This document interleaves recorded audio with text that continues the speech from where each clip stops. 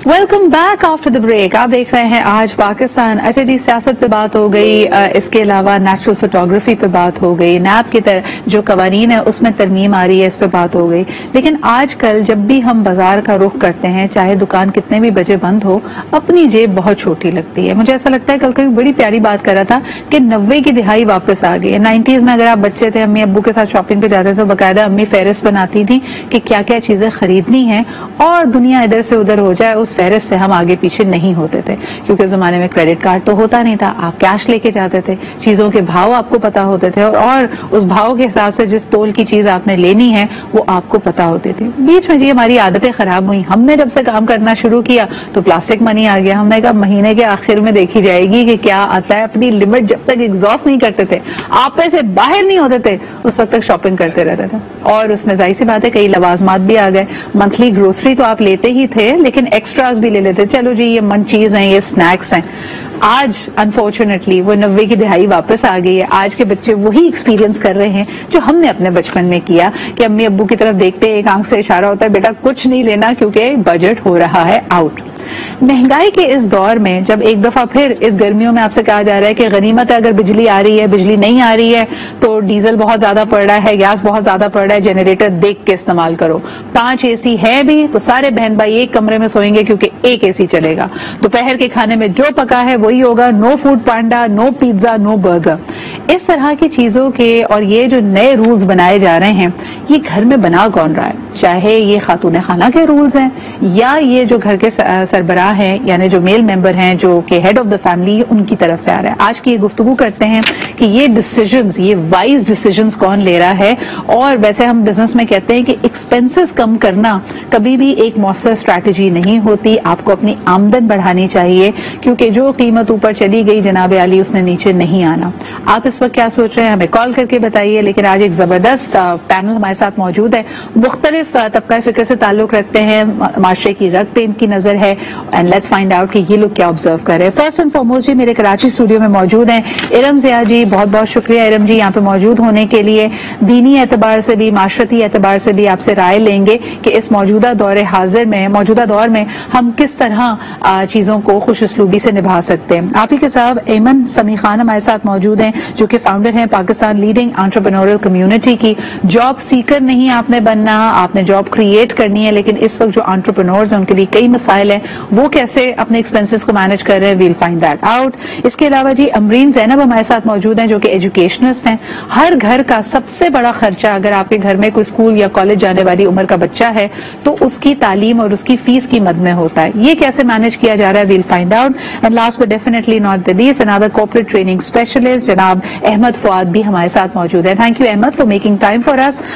इस प्रेशर की वजह से, यानी घरेलू खर्चों के प्रेशर की वजह से हमारा वर्क एथिक कैसे इफेक्ट हो रहा है, इस पे भी बात की जाएगी।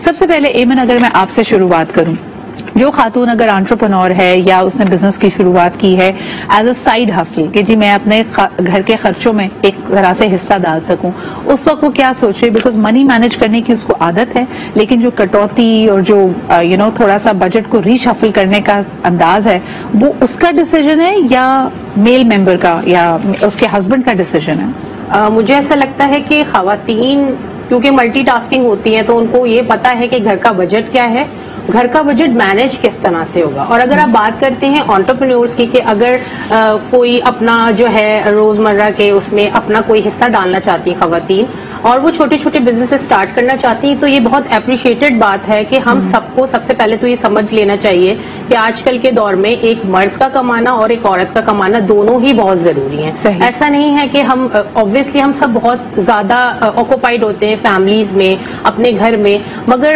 एज अ एंटरप्रेन्योर क्योंकि मैं खुद भी एक ग्रुप चला रही हूँ और मैं खुद भी घर से ही काम करती हूँ, चाहे वो 9 to 5 कर रही हूँ या कभी कभार तो पूरा दिन भी लग जाता है, तो मुझे ऐसा लगता है कि घर में काम करना बहुत मुश्किल है, मगर मैनेज कर सकते हैं। एंटरप्रेन्योर्स के लिए यही है कि स्टार्ट लें, और स्लोली ग्रेजुअली इसको ग्रो करने की कोशिश करें। अहमद, आप क्या कहेंगे कि घरेलू बजट से क्या मर्द हजरात उतने ही परेशान हैं? क्योंकि ऐसा लगता है कि नाश्ते की मेज से लेके रात के खाने की मेज तक सिर्फ और सिर्फ यही बात होती है कि कौन सा बिल अभी नहीं दिया है, खर्चे कितने बढ़ गए हैं, कौन सा एक्सीडेंटल और अनफोर्सीन खर्चा आ गया है।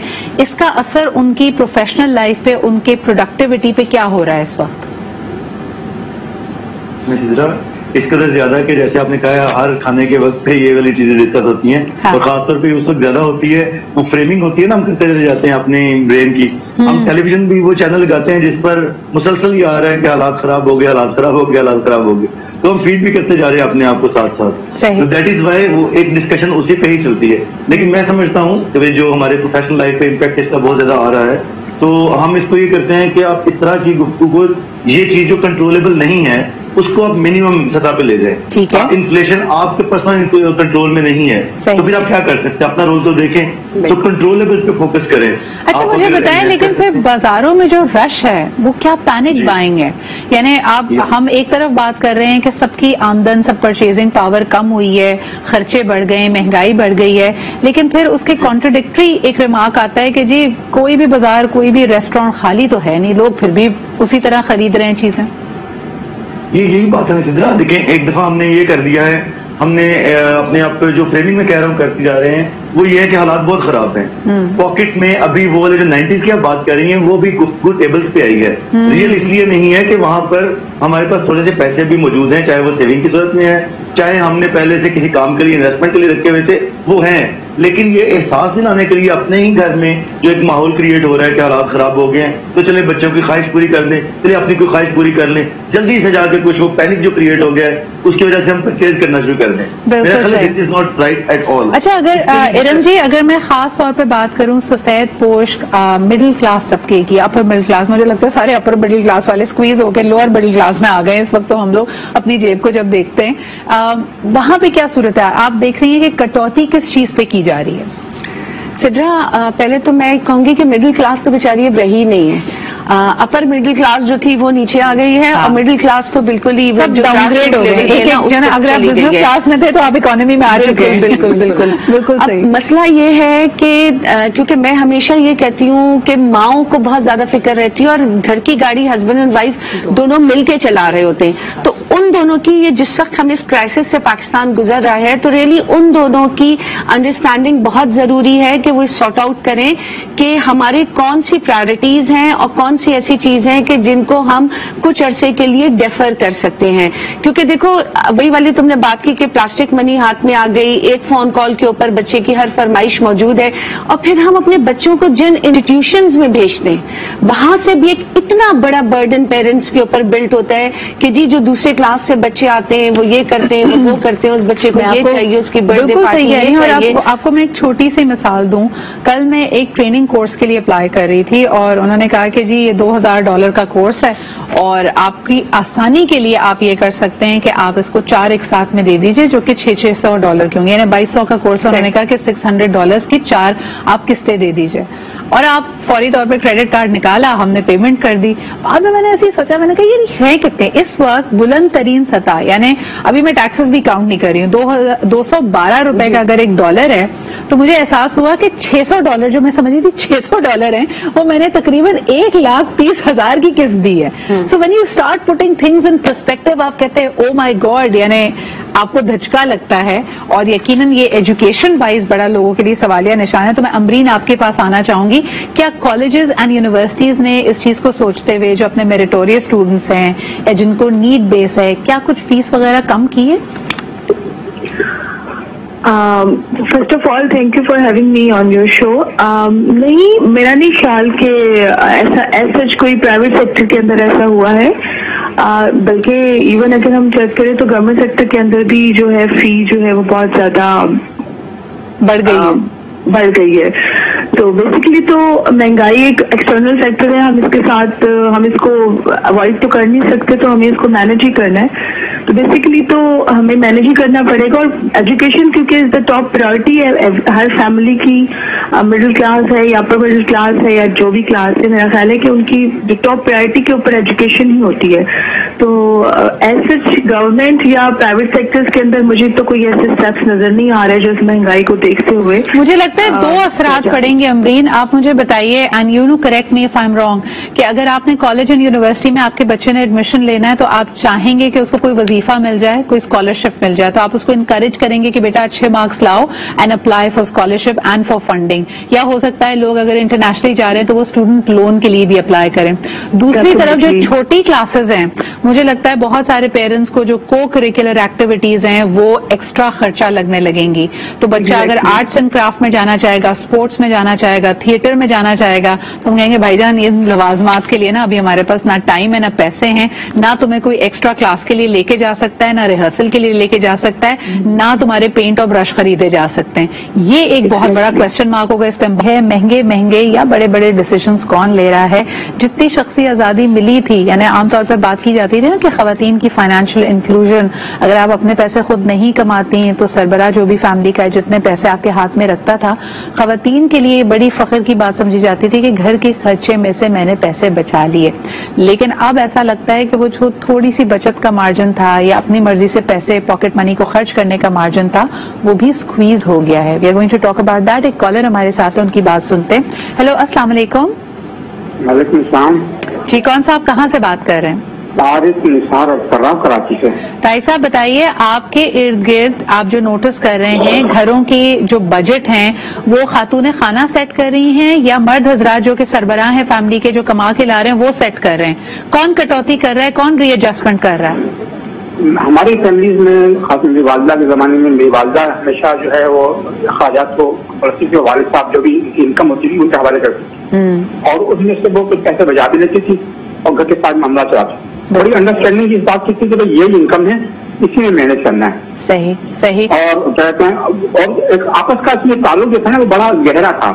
अब जो नई जनरेशन है वो समझते हैं शायद कोई इनकम ज्यादा हो रही है और मेरा शौहर मुझे शायद वो दे नहीं पा रहा है, तो वो मुतालबे रख देते हैं। तो ये तय होना चाहिए कि भाई हम ये हमारी इनकम है और इसमें हमने सारा मैनेज करना है। सही। अच्छा, महंगाई साहब, आप समझते हैं कि पहले जमाने में जो कपल्स को अगर आप देखें तो प्रायोरिटीज बड़ी सेट होती थी कि दोनों अपनी जाती ख्वाहिशात से ज्यादा पहले घरेलू जो इखराजात हैं उन पे उसको तरजीह देते थे और खातून बड़ी कुर्बानियां भी देती थी कि वही साल में 2 हो सकता है नए जोड़े बनते हों, सैलून का विजिट काफी हद तक कम होता था, यानी हमने अपनी मदर्स को ग्रैंड पेरेंट्स को अगर हम देखते तो वो इसी तरह चलता था।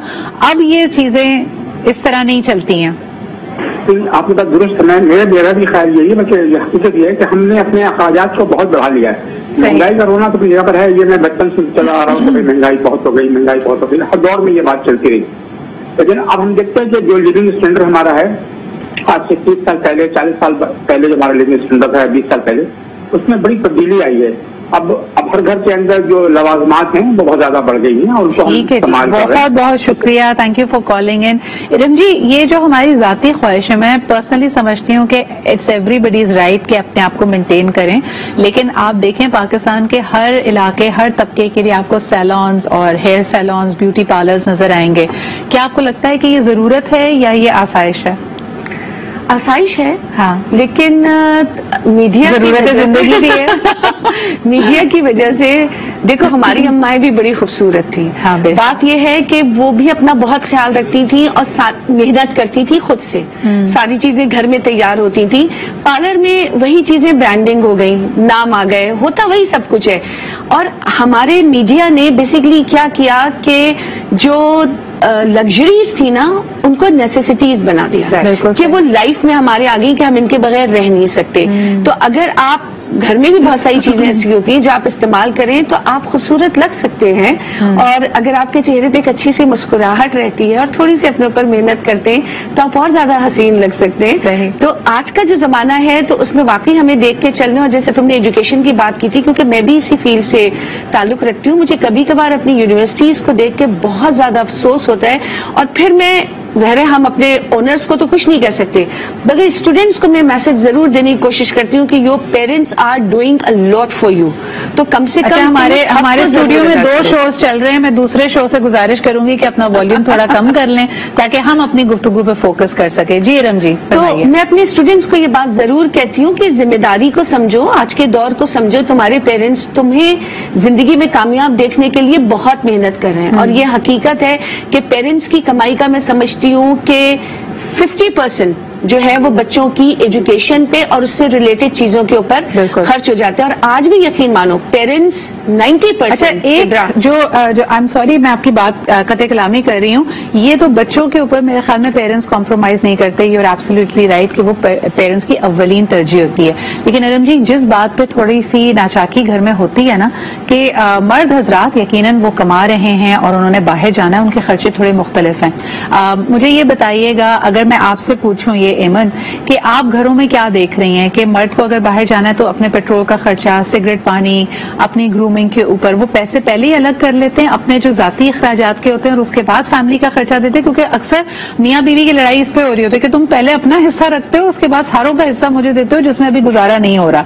इस पे आप क्या कहेंगे? अगर आप मेरी बात करें तो हमारे यहाँ तो सबसे पहले होता है कि जो बेसिक चीजें हैं उसकी जो है वो प्रायोरिटी होती है कि बजट में वो सबसे, बच्चों का आपने कहा एजुकेशन है, फिर ग्रोसरी है। मतलब मर्द हजरात जो कि मैंने अपने घर में भी देखा है कि वो अपने आप को बहुत बाद में रखते हैं। हाँ। पहले वो चाहते हैं कि फैमिली की सारी चीजें पूरी हो जाए, बच्चों की हो जाए, वाइफ की हो जाए, घर की सारी जो जरूरत की चीजें वो पहले हो जाए, बहुत बाद में अपने आप को रखते हैं। और चाहे वो ईद त्योहार भी हो, ये मैंने देखा है पर्सनली अपने घर में। और आप क्या प्रेफर करते हैं? आजकल लोग किस तरह लेके चलते हैं? वो चाहते हैं कि पूरे पैसे जो मर्द कमाता है वो खातून खाना के हाथ पे रख दिए जाएं और फिर रोज अपने जमा खर्च के लिए वो पैसे ले, या वो अपने पैसे अलग रखें? नहीं, वो कुछ अपने पैसे अपने भी रखें, क्योंकि रोजमर्रा के पेट्रोल का ही इतना ज्यादा खर्चा हो गया कि उनको अपनी बिल्कुल अलग कर लेनी चाहिए। सही जी। अब वो जो आप शाम में एक्सपेक्ट करते थे ना कि चलो कुछ नहीं तो एक ड्राइव पे ले जाओ, वो ड्राइव अब नहीं हो रही है क्योंकि अब जरा मुश्किल हो गया इस मामला। एक कॉलर हमारे साथ है, उनकी बात करते हैं। हेलो, अस्सलाम वालेकुम। वालेकुम अस्सलाम, क्या हाल है जनाब? आप सब? जी अल्हम्दुलिल्लाह बिल्कुल ठीक ठाक, आप बताइए। आप सबको अस्सलाम वालेकुम। बात ये है कि असल मामला जो है ना ये लेडीज के हाथ में होता है, क्योंकि उन्हीं ने घर का जो बचत है ना वो उन्हीं के समझो के कंट्रोल में होता है। मर्द तो मतलब कमाता है और ले आता है घर में, लेकिन अगर लेडीज साइड से सही कंट्रोल न हो तो फिर आउट ऑफ कंट्रोल जो काम हो जाता है। अच्छा सर, मुझे बताएं, इसमें कहीं ना कहीं मुझे लगता है कि एक ट्रस्ट डेफिसिट है, यानी दोनों एक ही गाड़ी के पहिए हैं, लेकिन मर्दों की इस बात से ऐसा लगता है कि कहीं कहीं इस एतराज की तरफ निशानदेही हो रही है कि भाई देखें, आपको भी पता है कि अगर आप 25,000 रुपए कमाता है एक मर्द, तो जो आसाइशें, जो अखराजात 25,000 में आज से 3 महीने पहले पूरे हो रहे थे आज नहीं हो सकते। तो खातून के पास कोई अलादीन का चिराग तो नहीं है ना कि वो उसी में मैनेज कर ले?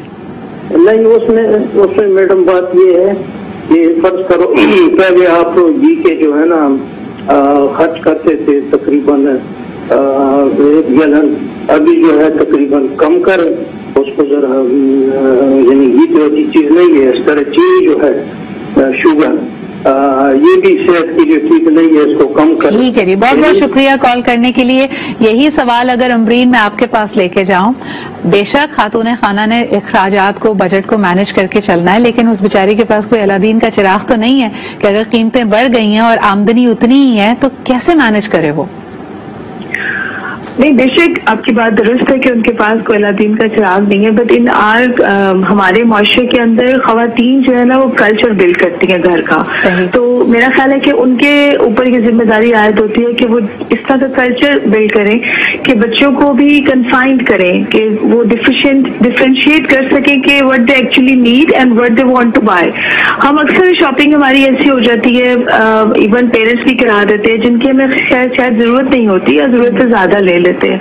इस कल्चर को डेवलप करने में खवातीन अपना किरदार जरूर अदा कर सकती है कि वो इस तरह से एक कल्चर बनाए घर का जो थोड़ा सा लाइफस्टाइल चेंज करे कि हम इस चैलेंज को फेस कर सके बेहतर तरीके से। लेकिन जो हमारे सोशल प्रेशर्स हैं, बिहेवियर्स हैं, अहमद, उसके बारे में क्या कहेंगे? यानी हमें ये पता है कि चीजों की कीमतें ऊपर जा रही हैं, लेकिन जो खर्चा करना है वो तो करना है। आज भी अगर आपने घर में किसी को दावत दी तो आपको पता है कि आप 1-2 डिश नहीं, आप उतने ही एहतमाम करेंगे, तवाज़ो करेंगे।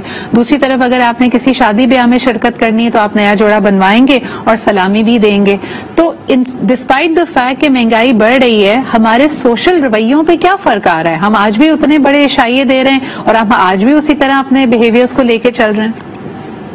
ये इसका आपने बड़ा अच्छा हाईलाइट किया है सोशल, इसमें साथ हम अगर ऐड कर लें अपनी जो सोशल मीडिया की इन्फ्लुएंस लाइफ है ना उससे, क्योंकि ये बहुत ज्यादा है कि अगर आप देखते हैं इंस्टाग्राम तो बेसिकली डेवलप इस चीज के लिए किया गया है कि आप तस्वीर पोस्ट करते हैं और आप घूमते रहते हैं, या तो घूम रहे हैं या फिर आप नए जोड़े दिखा रहे हैं या फिर आप अपनी चेंजेस दिखा रहे हैं। आपकी इस बात से मुझे कल का एक बड़ा मजेदार वाकया याद आ गया। हमारी एक मशहूर एक्ट्रेस हैं, उन्होंने हॉलीवुड की काइली जेनर की जो स्टोरी थी ना उसको उन्होंने किया स्क्रीनशॉट और उन्होंने अपनी स्टोरी के तौर पे लगा दिया और उसके बाद एक तूफान मच गया। लोगों ने कहा ये साथ ट्रैवल कर रही हैं, ये हमें बेवकूफ बना रहे हैं, ऐसे फ्रूट ये कब खा रही हैं। हेटर्स विल से कि मैंने फोटोशॉप किया। आप क्या कहते हैं इस बारे में? जी देखिए, ये सिर्फ ये वो प्रेशर है जो उनको सेलिब्रिटी फेस करना पड़ता है इंडस्ट्री से, और उनको पोज करना पड़ता है कि मैं भी एक बड़ी जबरदस्त किस्म की लाइफ गुजार रही हूँ जो वहां पे है। तो ये हमारे आम रवैयों में भी है। इसमें एक चीज मैं कोट करूंगा, सिद्रा के ग्रेग चैपल थे ऑस्ट्रेलियन प्लेयर बड़े अच्छे, तो यहाँ पर इंडिया आए ना तो उनसे किसने पूछा कि आपकी तो इतनी ज्यादा तनख्वाह है यहाँ पर आके, तो आपके अखराज तो बड़े मामूली से होते हैं। उन्होंने कहा जी मुझे घर में मेरे वालिद और वालदा ने हमेशा मुझे सिखाया कि अपनी जो भी रिसोर्सेज आपके उससे कम रह के आपने कैसे खर्च करना। बिल्कुल सही। तो हम उनको एक बड़ी अच्छा फॉर्मूला लोग कहते हैं कि आपके तमाम अखराजात आपकी आमदन के 40% होने चाहिए, ताकि कोई भी अगर मसला मसाइल है जिस तरह का, लेकिन आज तो लोग कह रहे हैं कि 100% आमदनी से भी सिर्फ खाने पीने और बेसिक अखराजात पूरे नहीं हो रहे। इसमें हम बात करते हैं, छोटा सा ब्रेक लेते हैं, वापस आएंगे तो मेन्यू सेटिंग पे बात करेंगे। अगर आपके घर में ग्रोइंग एज के बच्चे हैं, बुजुर्ग मौजूद हैं, हमने अपने बचपन में देखा हम बगैर नागभून चढ़ाए, बगैर इस पे ज्यादा एहतजाज किए चुपचाप से दालें और सब्जियां भी खा लेते थे। जो अब हमने इतने अरसे में बच्चों की आदतें खराब की हैं कि अच्छा जी बेटा अगर घर में बनी हुई दाल या बैंगन तुमने नहीं खाने तो कोई बात नहीं, तुम्हें पिज्जा मंगा देते हैं। उनको कैसे करेक्ट किया जाए और पूरे महीने का मेन्यू कैसे? ड्राइव पे जा नहीं सकते, चाय पीने से मना कर रहे हैं, गरीब आदमी एक आम आदमी करे तो क्या करे, खास तौर पे अगर थोड़ी बहुत रिक्रिएशन करनी है। लेकिन इस वक्त हमने ब्रेक से पहले ये सवाल किया था कि घर का मेन्यू कैसे सेट करें। अगर आपने वही राशन माशाल्लाह से चलाना है 30 दिन महीने के, जो कि एंड में वैसी मुश्किल हो जाती है, how are you setting the menu? हम तो बचपन में हमें भी सब्जी के साथ ना 2 चॉइसेस देती थी, या तो बेटा सब्जी खाओगे या चतर खाओगे, जो खाना है बता दो। लेकिन आजकल के बच्चे ये नहीं मानते। इरम जी आपसे शुरुआत करते हैं, you have young kids as well, कैसे सेट करते हैं बच्चों को? आजकल बड़ी डांट पड़ रही है कि घर का खाना खाना है। बच्चे खा भी लेते हैं, छोटे बच्चों को तो आप बहुत बहला फुसला के खिला देते हैं कि कहानी सुना दी, डरा दिया, धमका दिया, कोई और बात कर ली। लेकिन बड़े बच्चे ज्यादा तंग करते हैं कि नहीं हमें ये नहीं खाना, and credit goes to all these things. Mobile उठाया और जी ऑर्डर कर दिया आपने। लेकिन वाकई इस वक्त जो हालात हैं, तो मैं यही कहूंगी कि ऐसा मेन्यू अपने घर में सेट करें कि जो सब इजी। और अच्छा एक बात है कि बकौल मेरी अम्मा के कि बेटा अगर चटनी भी मजे की बनी हुई है ना तो हर कोई खाएगा।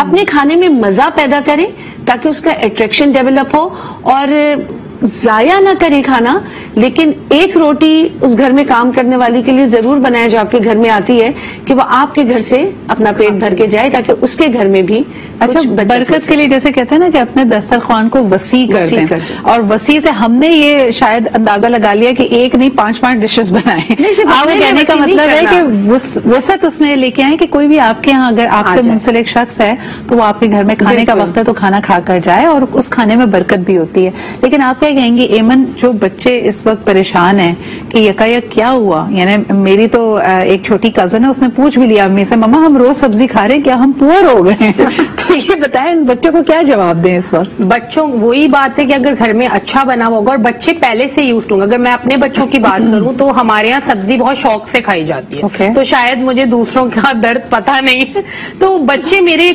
मगर अब जरा थोड़ा सा हमने स्ट्रिक्ट किया हुआ है कि हर वीकेंड बाहर नहीं जाना, या मतलब फ्रीक्वेंट ऑर्डर्स नहीं कर रहे, तो वो थोड़े से उनके लिए डिस्टर्बिंग है।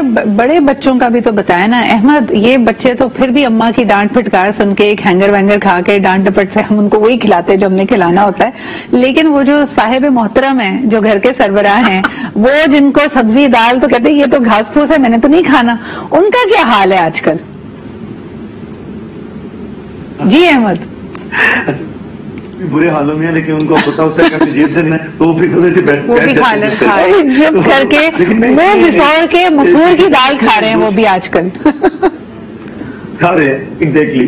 तो सिद्रा, लेकिन एक चीज मैं आपको ऐड करूं, इसमें कहते हैं कि उम्र के 3 हिस्से हैं जिसमें आपकी लर्निंग बहुत रैपिड होती है, तो उसमें बिहेवियर्स भी पेरेंट्स के 3 होने चाहिए। लाइक अगर 7 साल से छोटा बच्चा है तो उसकी अगर आप बात मानते हैं तो उसमें कोई बहुत ज्यादा हर्ज नहीं है, बल्कि आप उसको साथ लेके चल रहे हैं। 7 to 14 में आप उसको बताते हैं कि हुक्म मानना कैसे है, बात अपनी कैसे माननी।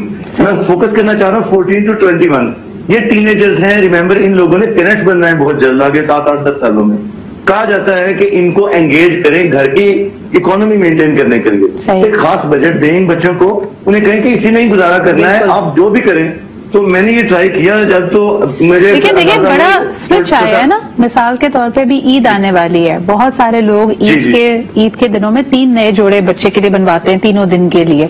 अब पहले कभी इस तरह प्राइस टैग देखा नहीं, कीमत भी ऊपर चली गई है। अगर आप पहले 2000 रुपए का जोड़ा ले लेते थे, आज वो आपको 5-6 हजार का पड़ रहा है, या इवन मोर।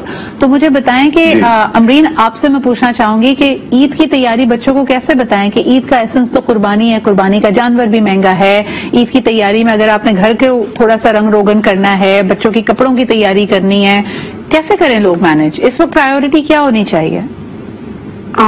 वही बात जो अहमद से एग्री करूंगी मैं कि हमें बच्चों में इन्वॉल्व करना चाहिए। बहुत जरूरी है कि उनको इस बात का एहसास हो और उनको वैल्यू ऑफ मनी हो कि हम जो चीज लेने जा रहे हैं वो this is not very simple, और हमें उनको बताना चाहिए कि आपको जो है वो इसमें मतलब लिमिट्स में रहकर सब कुछ करना है। एक तरह से ये भी ख्याल ज़हन में आता है कि दूसरी तरफ हम ये भी कहते हैं कि हम अगर बच्चों को हर बात से कहेंगे तो कहीं वो एक डिप्रेशन का शिकार ना हो जाए, वो इस फीलिंग में ना आ जाए कि भाई ये पता नहीं, हमारे वही वाली बात कि जी हम गरीब हो गए, हम सब्जी खा रहे हैं। तो मतलब but is a difficult task, but हमें ये करना पड़ता है बीइंग अ पेरेंट और being the head of the family. हमें बच्चों को इस तरह से देना पड़ता है थोड़ा सा। लेकिन अमरीन, मुझे ये भी लगता है कि गुज़िश्ता कुछ सालों में हमने कई चीजों की जो तशरीह है, डेफिनेशन है, वो बदल ली है। लाइक इस बात में कोई दो राय नहीं है कि आपको अपनी फैमिली के साथ क्वालिटी टाइम गुजारना है, लेकिन इस क्वालिटी टाइम का सिर्फ और सिर्फ ये मतलब नहीं है कि समर्स अगर आई हैं तो आप या तो शुमाली इलाकों में घूमने चले जाएं या दुबई या तुर्की का चक्कर लगाएं। आई थिंक इम्पोर्टेंट ये है कि आप यादें क्रिएट करें, मेमोरीज क्रिएट करें।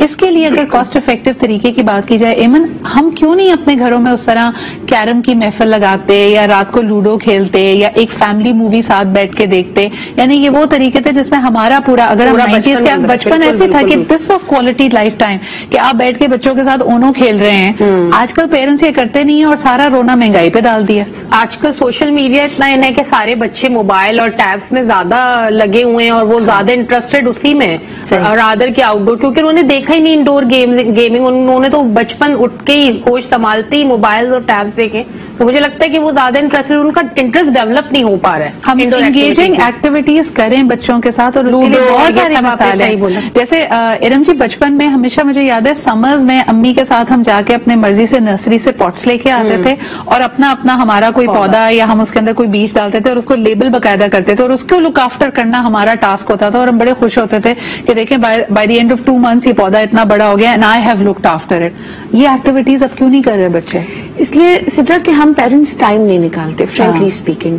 हम अपने बच्चों को बहुत महंगी महंगी चीजें उनके हाथों में देके प्ले स्टेशन 5 दिला दिया, मोबाइल दिला दिया, आईपैड दिला दिया, हम समझते हैं हमने अपनी जिम्मेदारी पूरी कर दी। ये बात बिल्कुल एक हकीकत है कि अगर आप अपने बच्चों के साथ 1 घंटा बैठ के भी एक लूडो का मैच करें या कार्ड्स खेल लें या चलो शाम में बैडमिंटन खेलें, पार्क चले जाएं, और उस वक्त आप अपने बच्चे से कोई बात करें, कोई भी एक अच्छी बात, फिर आप अपना कोई बचपन का वाकया सुना दें, उनको इन्वॉल्व करें अपने साथ, क्योंकि जितना आप अपने बच्चे को अपने साथ इन्वॉल्व करेंगे आपके बच्चे की बॉन्डिंग आपके साथ उतनी ज्यादा मजबूत होगी। इरम जी, यहाँ पे what you are stressing is the art of conversation.